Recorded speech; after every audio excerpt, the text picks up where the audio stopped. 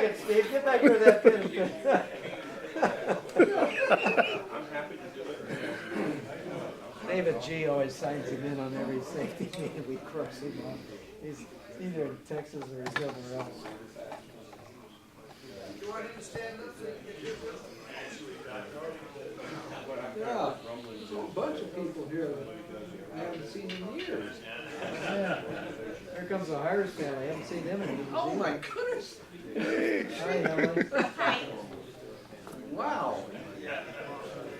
How's Mitchell? Yeah, I don't know what to do. Mitchell, you applying for commission? Thank You you. gonna apply Thank for you. commission? Yeah, once I finish up school. Huh? Oh my goodness. Santa Barbara. Do they ever, when you get out of school up there? Yeah. No, good for you. You need a recommendation, we'll get it. I'm good at it.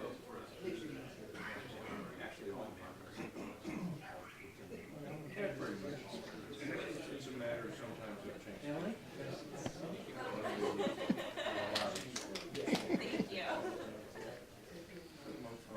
We have to get that on any kind of announcement here this morning. Whatever's taking place, like item number 3 on the slide. Okay, we might as well get started. I think we got a quorum, Yeah, you can only change. and we got all the people that haven't been here for a long time here, so this is great. Well, as I understand, one of the reasons for the differences is, Welcome to the December 2016 safety meeting for the March Aero Club. And my name is Roger Mann, I'm the safety officer, and Bob Pierce over here, who's the Aero Club manager, and then you got John Law over here running the camera for right now, and he's the chief pilot. And he will be the one that's conducting this meeting tonight, so you don't have to look at my face the whole time. So that should be a happy thing for you guys. Had me worried. And I noticed that when John does it, you get out really early sometimes too, so. yes, quantity, not quality, Roger. Yeah, well. So, without any further ado, we'll go ahead and do our agenda that we normally do. On all our meetings, we kind of follow a program. And the first thing that we always do is new people. Now, I warned you guys that this was gonna happen, okay?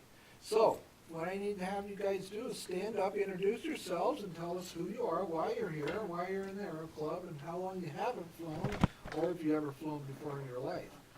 So, who wants to go first? I'll go. So Stu Harness, not, technically, I think before retired, just coming here for hunt fly. Thank you. Before Marine, that's- And, now, we got, Al Ebinger, retired Air Force, retired out of here, out of civil engineering. Worked on Uncle Sam's jets with passenger and cargo and a bunch of them, never learned how to fly, so that's fine. okay, I think you haven't done it yet. Hi everyone, my name is Joshua Arnold. I'm a Air Force ROTC cadet over at Cal State San Bernardino. I'm about a year and a half away from commissioning, and I want to be a pilot, so I'm here. Okay. Anybody else that, I can't see it. My glasses aren't the best of them. Anybody else that's new? Okay, we got some old timers, people that haven't been here for a while. I won't make you stand up. Okay, I guess that's it. And now, new pilots, new ratings. This includes skating first time solo, first time doing anything in an airplane. This includes even if you're a military pilot. It also includes that too. Anything. It doesn't have to be here. It could be airline pilot if you just, whatever. So, anybody here that's gotten, done anything that's new in flying? Let's talk about Josh Arnold. He soloed at 10.4 hours. Yeah. So the ROTC. And on new ratings, we have Emily, who's newly engaged.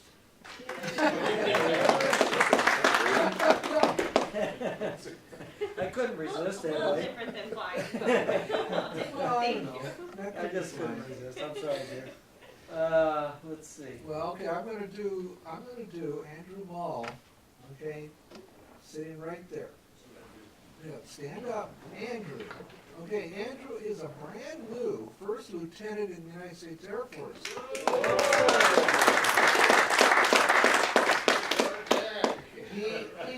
He did that on purpose because he was just Civil Air Patrol before. And they kept giving him such a hard time trying to get on the base that he finally said, I've had it, this is it. And signed up, and now they salute him when he comes in. And so congratulations, Andrew, and he is going to JAG school. He's going to be a JAG. He's a lawyer, and in case you didn't know that. And he's first he has to go to officer school, and then he's got to go to JAG school. And so when he comes back, he's the guy to go see because he's gonna. Oh, I got him on speed dial. yeah, although he may be the one that's prosecuting you. So, okay, let's see, anybody else? I don't know. I finally got up in the air after 8 months. Yeah, Bob hasn't flown for a while either. And he's had all kinds of problems with his airplane and all kinds of stuff. And I mean, you think we have problems with ours? Man, get a Bonanza and those things. I mean, A36. I mean, those things. There's a lot of stuff to go wrong. Experiences. This is just anything that a little stories that you might have to tell. I promise you, I will not tell the FAA or anybody like that. Just something that might have been a little different than in your normal flying. Randy, I know you always have stuff. Right? Well, I'll give you one quick one. I just put ADSB into my RB6, so now I can see everybody around me. It's very frightening. Yeah. But I'll tell you what it has revealed to me is that there's a whole bunch of people out there that don't know about hemispheric altitudes. And honest to goodness, I at least once every flight I find somebody that's long altitudes. So you guys all know the best thing you got going for you in this congested airspace is these two things right here. But flight following is an excellent idea, and it's just adhere to the hemisphere. It's not that hard, It's even plus 500, odd plus 500, depending on which way you're going. I've even flown with a few club members that have leveled off at incorrect altitudes and have been flying with them. So it's a little bit of a trend here. So keep your eyes open and fly at the right altitude. All right. Question. So, mine's the training area, 3,000 feet. It's within 3,000 feet of the ground, so that really doesn't apply Yeah. in this area. Yeah. Okay. Anybody else? Gee, Pretty quiet tonight. I know, it's pretty boring. Well, actually, no, we had a couple of good ones here. Okay, Bob's gonna talk, unfortunately, we're gonna listen to him. Know your SOPs, I'm gonna run over that real quick. And then, who's that talking to me? John Law is gonna answer that question. How many knew that we, yeah. Well, okay, Bob, why don't you go ahead and stand up and give us, or did you not prepare?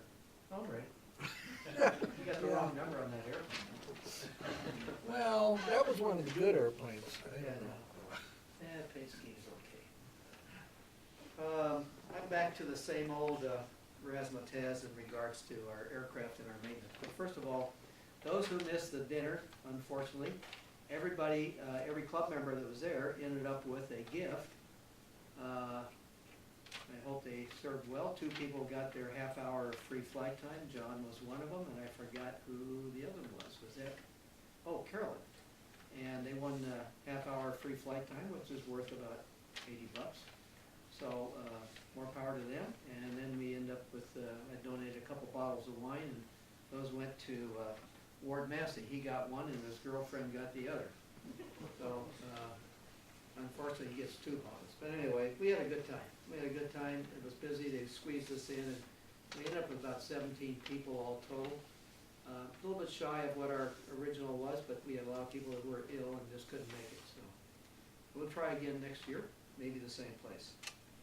We're down to cleaning the airplanes again, don't forget, guys.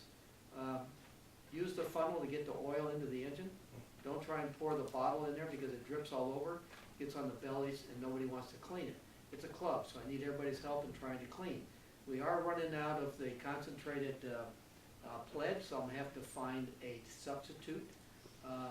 That's lasted almost 8 years, my 8 gallons, and you stress it that long, so we're down to the last drop now. So I'm gonna have to do some research, and that means our cleaning expenses will go up, because the material that they sell today is like $63 a gallon, and that's to be diluted, so it's not the $29 stuff. We'll have to see where we're gonna go. Credit cards, I wanna take and issue a warning on the credit cards. Please, please, please, when the credit card changes, call Roger and put the update in. We already got a couple people here who are gonna start charging, and you're not putting the 3-digit code in. And where's the 3-digit code go in? It's off the back of your card, and if you do not take the American Express, and it goes into the authorization box, not the invoice box, which is below it. So help us out, help Roger out, because we spend all our time making phone calls trying to get this in when the credit card kicks back to us, and we're paying for that. You're also not signing it. Roger, it's back. Oh, it's back? Okay. We're also not signing the credit card. So instructors and individuals, make sure you sign it. We're gonna start charging for no signature. We just have to do it, I'm sorry. It's eating up our labor. We're at the bottom end of the funnel with everything going on. Roger's got his issues with accounting. I've been in with accounting. And headquarters and the accountants are inundated and behind schedule and don't know what they're doing because they've only been on the job for less than a month. So help us out. Tomorrow we'll get rid of 6-9 Romeo. Jason Murray is gonna gamble and try and get it as far as Albuquerque in one day, so he's gonna leave early with his 3 or 4 fuel stops en route. If he gets that far and Thursday shows rain and low ceilings like the forecast now between Albuquerque and Offutt, which is Omaha, it may sit at the Aero Club there. At least he can get on an airplane and get to Ohio for his Christmas dinner because the family's already there. So we'll see what happens. It's his call, and I told him to wear his uniform because he may get privileges on standby. That's all I can tell you. And take a set of orders with you. I don't care if they're good or bad. Anyway, that's all I have. I wish everybody Merry Christmas, and thanks for supporting the club.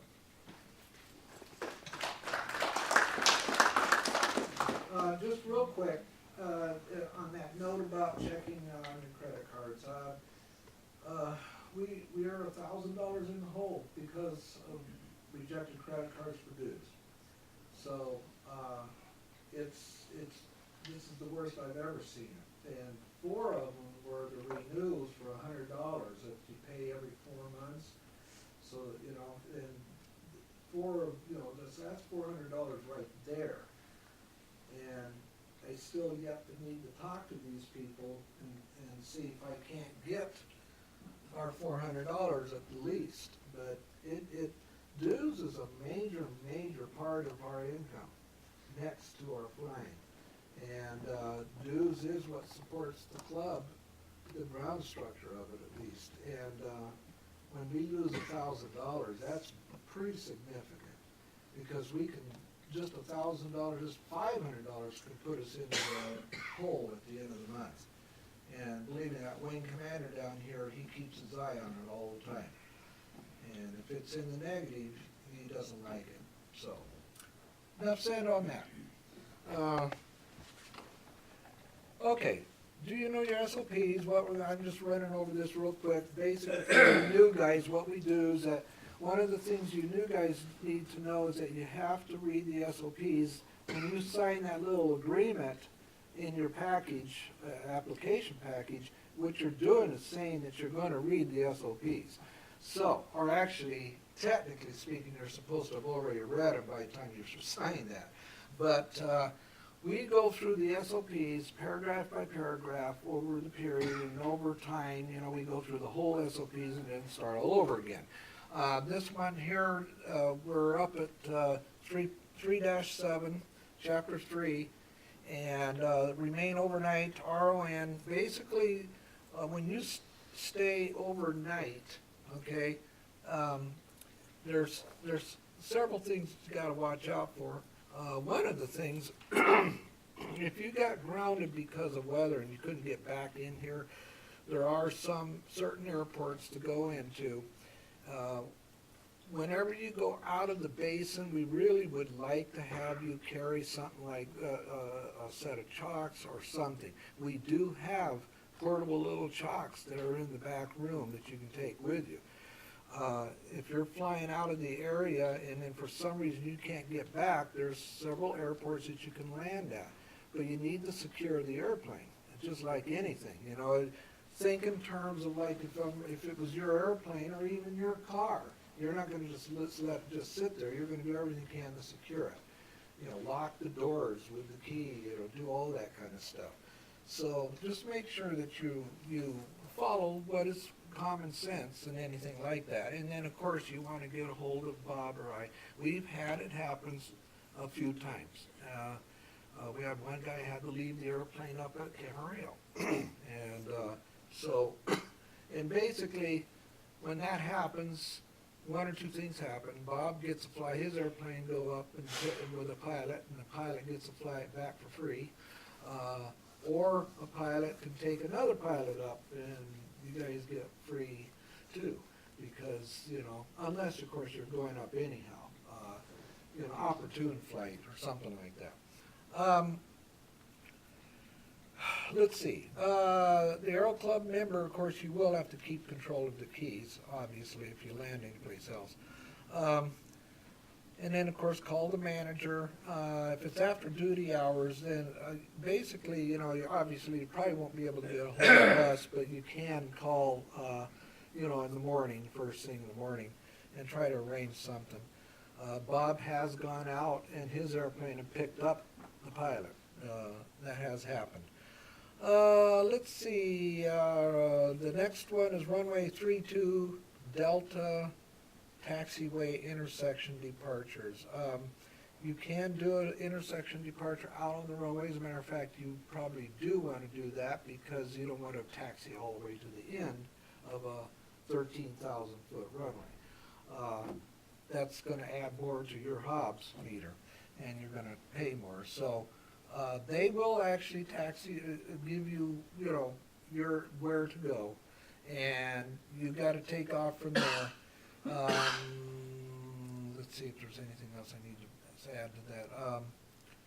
There is an aircraft resting cable. Now it's not a problem. It used to be a big problem, and you weren't supposed to land on that or anything. That's on runway 32 and 14. Now the resting cable is down underneath, and it doesn't come up unless they need to use it. So you really don't have to worry about it now. But there was a heavy fee on somebody who landed on it, and it can do a lot of damage on the bottom of a Cessna. It can do a lot of damage on a large airplane, like a 141, which is what I was on. We crossed the cable one time and it knocked all the antennas off. So you don't ever want to do that, especially if you're on another field and it's a military field that has an aero club that you're landing at. Be careful about that. Take a look to see if there is an arresting cable on that runway and try to avoid it. Any questions? Okay. All right. Who keeps talking to me? Who are those people I keep hearing in my headset? Well, John's going to answer that question right now. Let's see if this works. I'm going to click on it and see where it goes. Wow, I think it worked. Well, good. Yeah. John Law, Chief Pilot. Now, I found this briefing online, so I'm not plagiarizing anything. So you can find this too, but I did add a few things that I learned when I went down there. Carolyn and I went down to Tracon down near San Diego. So Randy asked me if I'm gonna learn anything. Yeah, I'm gonna talk about a few things, enlighten some people, I hope. Here's the building. And this is from the gate. It is a huge, huge building. So you can see the concrete part there towards the upper left. That's where all the air conditioners are working for all the radar scopes and everything. So we got to visit and see some of those too. So I knew it was TRACOM. I didn't know what it stood for. So it stands for Terminal Radar Approach Control. And it's a big airspace. Covers a lot of airports.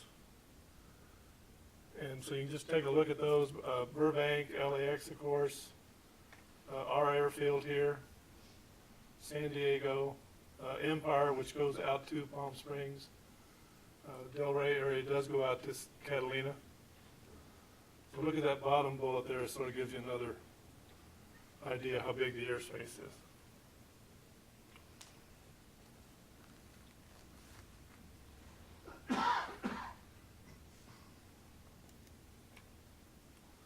World's busiest TRACON, they keep saying. Over 2.2 million operations last year.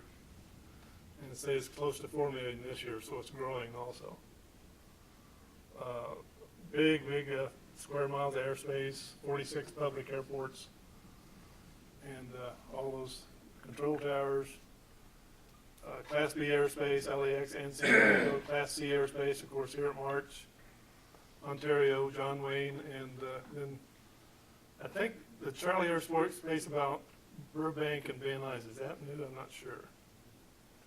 Anyway, and it includes Whiteman too. There is one TRSA, that's out Palm Springs, which is a terminal radar service area. And I asked the guy, I said, isn't that sort of a dinosaur? And he says, yeah. He says, so I asked him, it's going to be replaced. They think it's going to be reclassified Class C airspace, but when that's going to happen, I don't know. And the other candidate for that is John Wayne. Long Beach. Did you say Burbank and Van Nuys are Class C now? The chart I was looking at, yeah, I think it's, I think that's new. Class C. Okay. Anyway, here's the picture of it. Sort of the different airfields or airspaces. So they're all sort of all stuck together.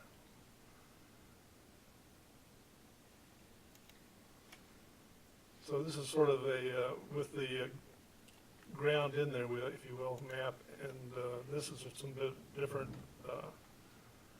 reporting points, if you will. Now this is what that looks like on their scope. And I couldn't imagine sitting down at that scope and trying to control traffic, but that's what those guys do down there. So what makes for a frustrating day? This is from the controller, I think. I'll just let you read those. I don't need to read them again for you, I don't think.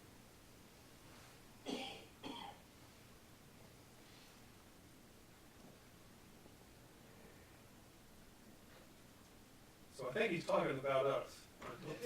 Some of us. What do you think?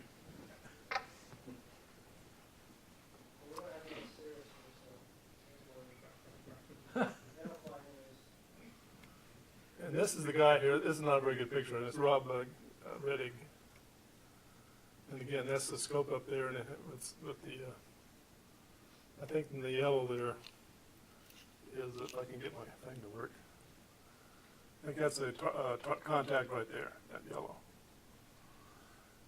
But if you look on here, you also see that I think they got the minimum vectoring altitudes in these airspaces too. So that's what those airs, add a couple zeros, of course.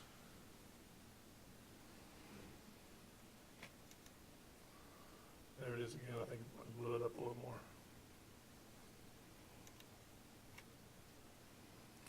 I'm going to show another picture of traffic flows, but this is to sort of give you an idea. One color is supposed to be arrivals, one's is departures, one's VFR traffic, stuff like that. So, on a checklist, is your transponder working? Is your mode C working? So these are some things that, especially if you're gonna go into controlled airspace, you may wanna ask yourself.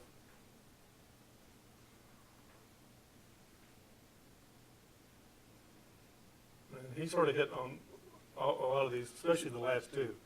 And that is, are you familiar with all the airspaces you're gonna encounter? Do you know all the traffic flows in the airspace you're gonna be transitioning? So this is the basic IFR versus VFR separation.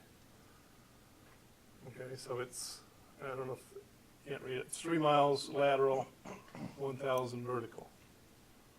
That slide didn't come out. Yeah, he let us take pictures of the slides, because he wasn't gonna hand out a handout on all these slides, so we had to take pictures.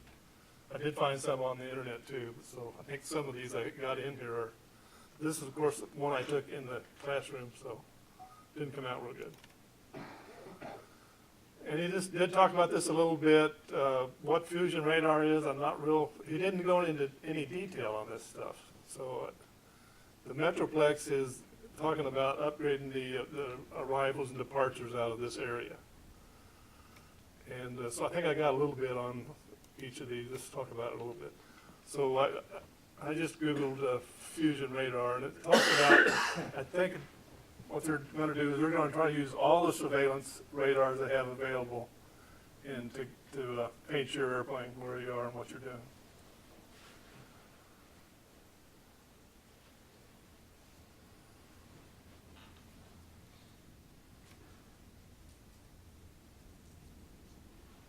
Okay, I think we got enough here. This Metroplex thing has a lot to do, like, again, a lot to do with the arrivals and departures out of this area. A lot of them to LAX, of course. There's most of them airline-wise anyway.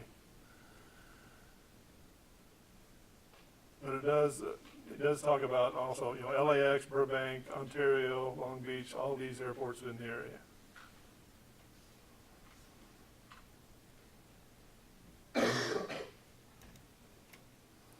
New recap, this is the wake turbulence. Right, today we got light, medium, and heavy, right? Now they're going to go through A through G.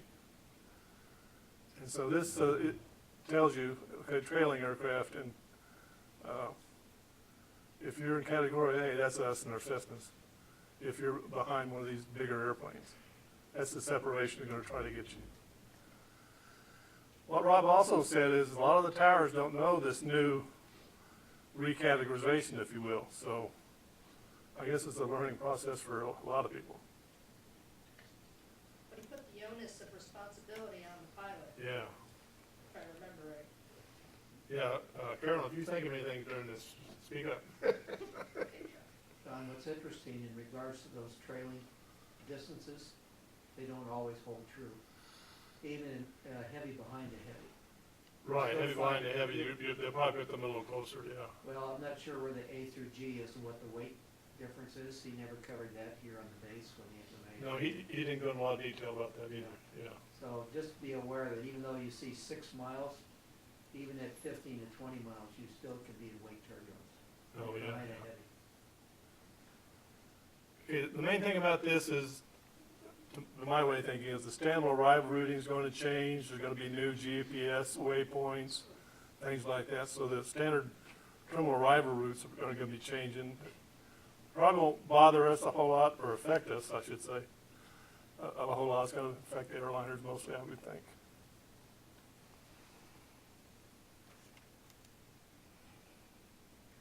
Now, somebody mentioned ADS-B. Here's the stick. ADS-B is transforming all segments of aviation. Well, I got this off the internet too. It looks like it's hype to me. So, real-time precision, shared situation awareness. Yeah, I think you are going to have that. But I don't know. Rob seemed a little, I don't know, like it was more than it's hype to be. I think, at least. And so he said that deadline. He doesn't know if that's going to hold or not. The FAA has a way of delaying things that happen, is what I got out of Rob's presentation. This is a part of our group here.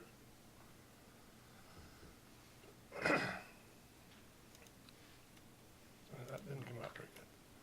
So what they did, we had like a full hour presentation and went through all his slides. And then we took a break, and then we went in to where these scopes are. Where he took us into first, and we could still take pictures in here, was the training. They did the training at these scopes. So next to us there was three guys. There was the trainee, he was working on the scope. There was a guy next to him, he was playing pilot, talked to him on the radio. And the supervisor doing the training was in between them, so they used that room a lot. Then we went into the real room, and we had to turn our phones off and no pictures. I think the thing shut off. There's a picture of that. Yeah, that's exactly what he saw. I don't know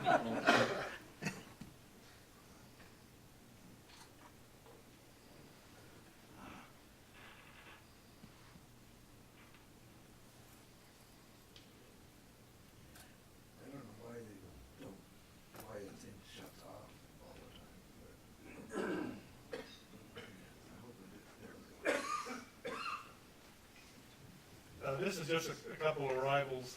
I think it's in LAX, I'm not sure, but just a neat slide, so I had to put it up, I guess.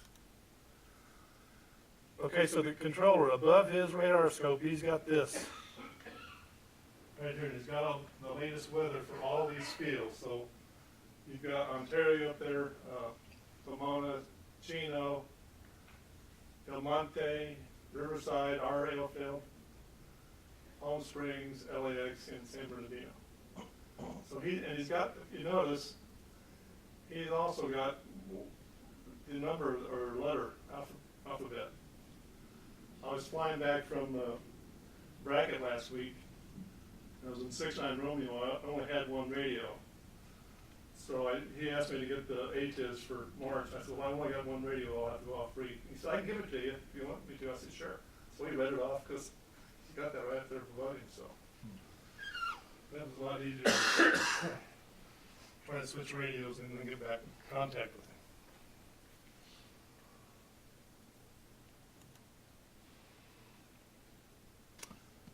He said this a couple times too. We prefer to educate versus violate.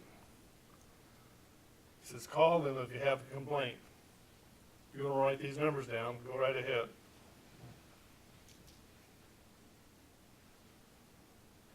Nobody has a problem? Okay. And he said again and again, call us, talk to us. If you're talking to us, he's going to separate you from that IFR traffic that you know nothing about. If you're going to the East training area, don't worry about it.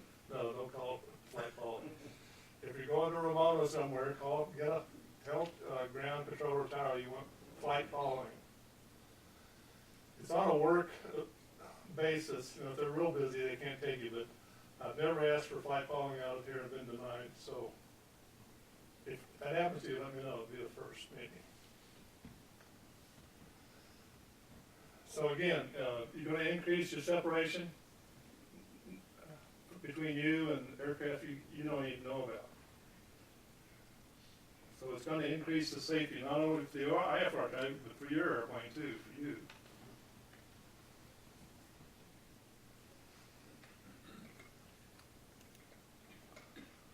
Okay, here's a question for you.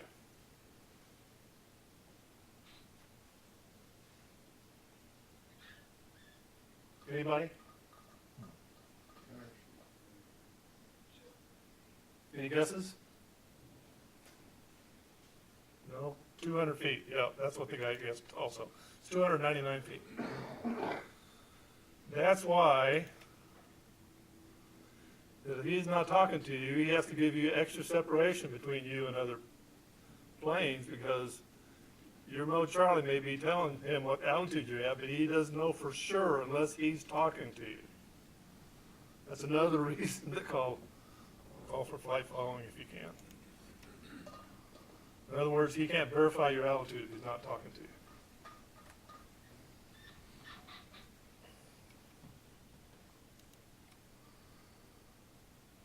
You also, of course, got to do your homework. Talked about TFRs, you should know everything there is to know about. Of course, the FAA regs, all that say that too. But it was real interesting. I didn't think I'd ever hear an FAA guy say this, but he said if you inadvertently get into a TFR and you're talking to SoCal, they're probably going to talk to you and get you out of it. Or try to anyway. If you're not talking to them, guess what? You may be violated. And what they're going to do is they're just going to track your airplane to where you're going and then call the tower and find out your tail number. Remember, they prefer to educate than violate, so this is another reason flag following is a good deal.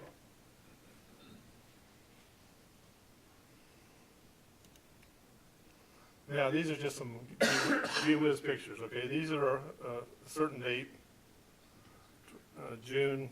These are the arrivals. OKB, I think that's Oceanside, isn't it? Yeah, Oceanside, Palomar, Ramona. yeah. Here's the departures, same day.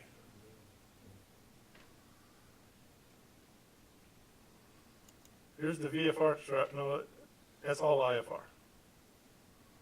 I think he puts in the VFRs. Yeah, here's the VFR traffic. Wow. And then you put them all together now. I ain't flying no more. No kidding. Yeah. I don't know what this is. I just thought it was a neat picture. That's Miramar. Okay, this is the end. Now, I didn't do this, honest. Stay alert, my friend. So, any questions? I can't answer. For the ADSB, if you have a Stratus 1 or a 2 to come 2012, is that still gonna be good, or are they gonna want something more permanent in the aircraft? Stratus doesn't. What they want is ADSB out. We're waiting for you to get ADSB in is with your Stratus in your iPad. No. You gotta have a transponder that pushes it out. Okay, it doesn't say anything about ADSB in, it's ADSB out, you gotta be transmitting. Hey, John, when they do that, when they're looking at the scope, are they already seeing a fusion of radar plus ADSB plus all that? I mean, that's all incorporated in that info block they're looking at on the screen? That's what's supposed to happen. SoCal does not yet have ADSB capability. All of the SoCal installations, or? SoCal does not have ADSB. That's right, yeah, they don't have ADSB. But I think that's sort of why he was saying they may be when it's delaying working it. right, yes. Regardless of what the source is, whether it's radar, ADSB, it's all going to display on their scope and your scope. Okay.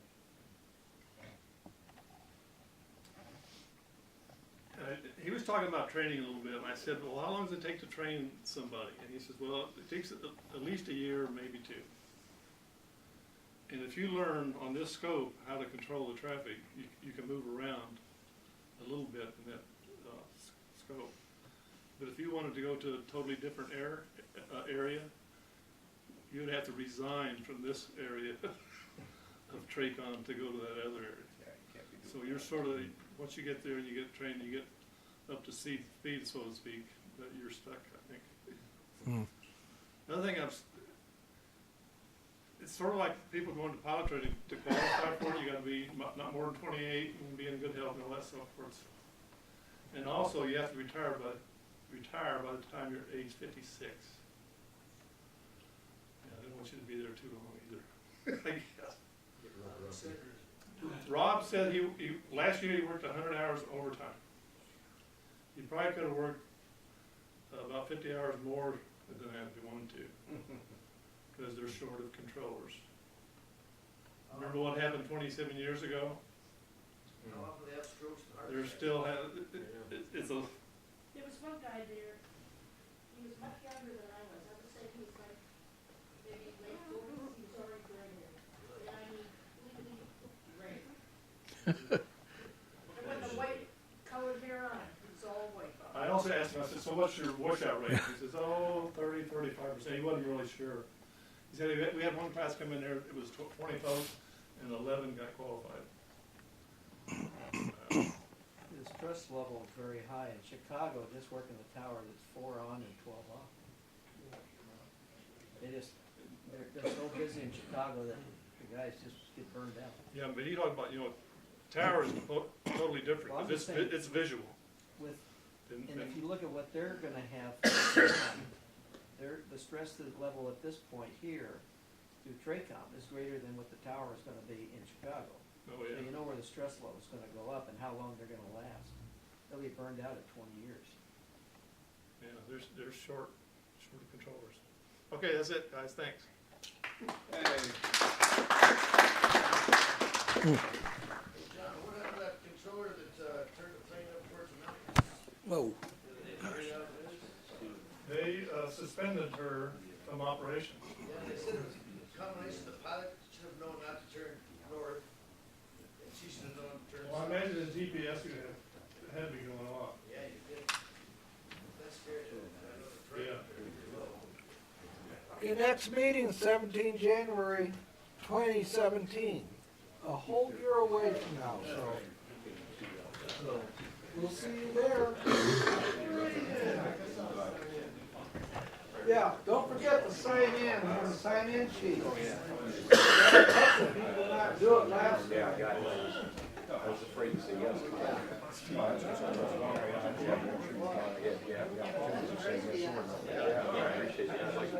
Yeah, this whole area kind of scares me a little bit, because they're trying to pack more in and yet give you more safety.